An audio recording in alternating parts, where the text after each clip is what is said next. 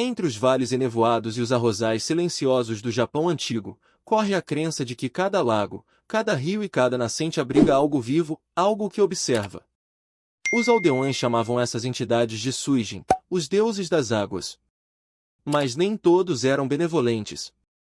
Nos riachos mais sombrios, onde o musgo cobre as pedras e a neblina nunca se dissipa, vive uma criatura que mistura o grotesco e o sagrado, o Kappa.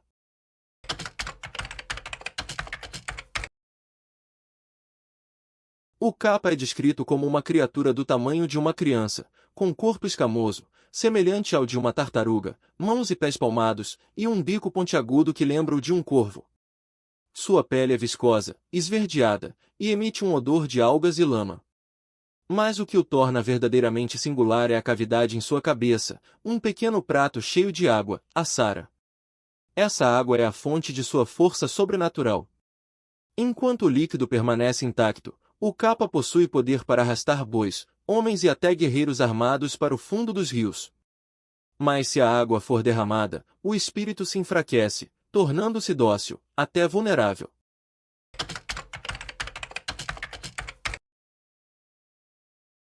Nem todos os Kappas são iguais. Alguns são brincalhões, roubando pepinos dos campos, seu alimento favorito. Outros, cruéis e vingativos, afogam crianças que se aproximam das margens. Há lendas que dizem que eles puxam pessoas não apenas por fome, mas por desejo de levar suas almas ao reino aquático. Os monges ensinavam: nunca olhe fixamente para um lago ao entardecer. O reflexo que te encara pode não ser o seu. Nas noites de verão, quando o calor ondula o ar e o som das cigarras é interrompido por um silêncio repentino, o Kappa costuma surgir. O primeiro sinal é um cheiro forte de peixe e algas, seguido de bolhas que sobem lentamente à superfície. Depois, 2 olhos amarelos emergem na água.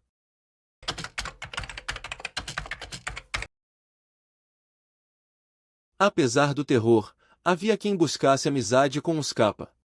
Dizia-se que, oferecendo pepinos com o nome da pessoa gravado neles, o espírito poupava aquele humano e até protegia sua família. Em algumas aldeias, jogavam pepinos nos rios durante os festivais de verão, um pacto silencioso para apaziguar o monstro. Mas havia um risco: se o nome fosse mal escrito, ou se o Kappa se sentisse insultado, ele podia considerar o gesto uma ofensa e atacar.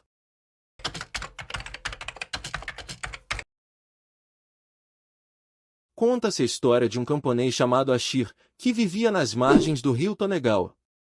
Certa tarde, ele viu seu boi sendo puxado para dentro da água. Quando correu para ajudar, algo o agarrou pelos tornozelos e o arrastou com força sobre-humana. Ashir, desesperado, lembrou-se da lenda, e se curvou em reverência ao monstro.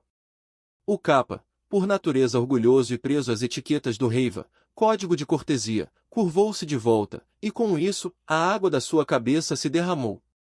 Enfraquecido, o espírito caiu de joelhos, e Ashir o libertou em troca de uma promessa: nunca mais atacar os aldeões. Dizem que, desde então, os campos próximos àquele rio nunca mais sofreram enchentes. Mas à noite, ouve-se o som de algo escorregadio deslizando pelas margens, como se ainda vigiasse.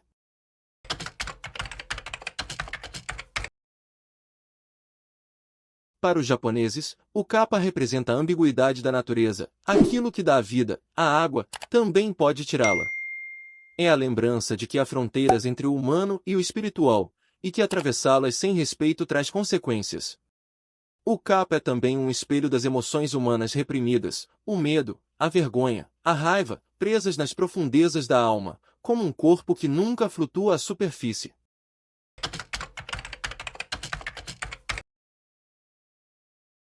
Hoje, as lendas do Kappa vivem em estátuas de pedra, festivais e histórias contadas às crianças. Mas alguns pescadores ainda afirmam que há lugares onde a água parece viva, onde algo espreita por baixo da correnteza.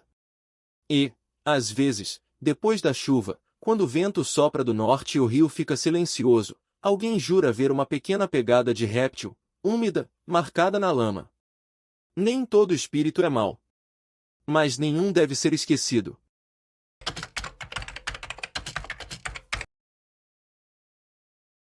Nome: Kappa, criança do rio. Origem: Japão antigo, especialmente regiões de rios e arrozais. Aparência, mistura de humano, tartaruga e sapo, com um bico e cavidade na cabeça cheia de água. Comportamento, brincalhão, travesso, mas potencialmente letal. Fraqueza, derramar a água de sua cabeça.